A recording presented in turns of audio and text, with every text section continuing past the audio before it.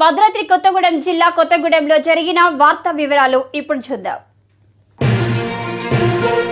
ఈ రోజు హైదరాబాద్లోని తెలంగాణ రాష్ట్ర పోలీస్ డీజీపీ కార్యాలయంలో తెలంగాణ రాష్ట్ర దళిత సంఘాల ఆధ్వర్యంలో భద్రాద్రి కొత్తగూడెం జిల్లా మాల మహానాడు అధ్యక్షుడు పూల రవీందర్, రాష్ట్ర చర్మకారుల సంఘం అధ్యక్షుడు కూసపాటి శ్రీనివాస్ తెలంగాణ రాష్ట్ర డీజీపీని కలుసుకొని ఇటీవల కాలంలో అశ్వరావుపేట ఎస్ఐ శ్రీరాములు శ్రీనివాస్ ఆత్మహత్య ఉదాంతంపై వివరించి ఆయన ఆత్మహత్యకు కారకులైనటువంటి అశ్వరావుపేట సిఐ జితేందర్ రెడ్డి, నలుగురు కానిస్టేబుళ్లను సస్పెండ్ చేయడం హర్షించదగ్గ విషయం అయినప్పటికీ వారు చేసిన తప్పిదానికి సస్పెండ్ కాదు, వారిని పూర్తిగా విధుల నుండి తొలగించాలని, అప్పుడే ఎస్ఐ శ్రీరాములు శ్రీనివాస్ ఆత్మకు శాంతి చేకూరుతుందని తెలియజేసి, అదేవిధంగా శ్రీరాములు శ్రీనివాస సతీమణికి గ్రూప్ స్థాయి ఉద్యోగం ఇవ్వాలని, 5 కోట్ల రూపాయలు నష్టపరిహారం వారి కుటుంబ సభ్యులకు ఇచ్చి వారిని ఆదుకోవాలని చెప్పి దళిత సంఘాల తరపున డిమాండ్ చేయడం జరిగింది.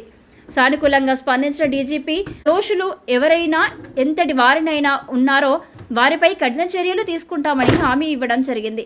ఈ హామీపై దళిత సంఘాలన్నీ కూడా ఆయనకు కృతజ్ఞతలు తెలియజేయడం జరిగింది. ఈ కార్యక్రమంలో వివిధ దళిత సంఘాల నాయకులు, కార్యకర్తలు, మాల మహానాడు ఎంఆర్పిఎస్ నాయకులు పాల్గొన్నారు.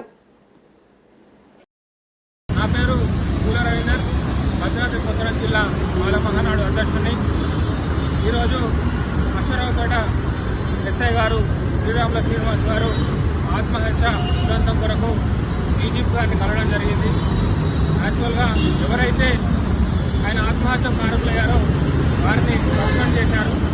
మా యొక్క దళిత సంఘాల డిమాండ్ ఏంటంటే సస్పెండ్ కాదు, వాళ్ళని చేయాల్సింది సర్వీస్ రిమూవల్.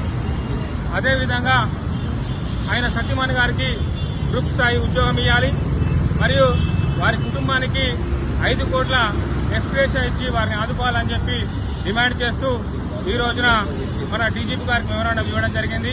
ఆయన గారు సానుకూలంగా స్పందించి ఈ యొక్క విషయంపై సమగ్ర విచారణ జరిపి బాధ్యులపై కఠినమైన చర్యలు తీసుకోవాలని చెప్పి మాకు హామీ ఇవ్వడం జరిగింది. ఈ యొక్క హామీ ఇచ్చినందుకు డీజీపీ గారికి దళిత సంఘాల తరఫున కృతజ్ఞతలు తెలియజేసుకుంటున్నాం. జై భీమ్, జై జై భీమ్.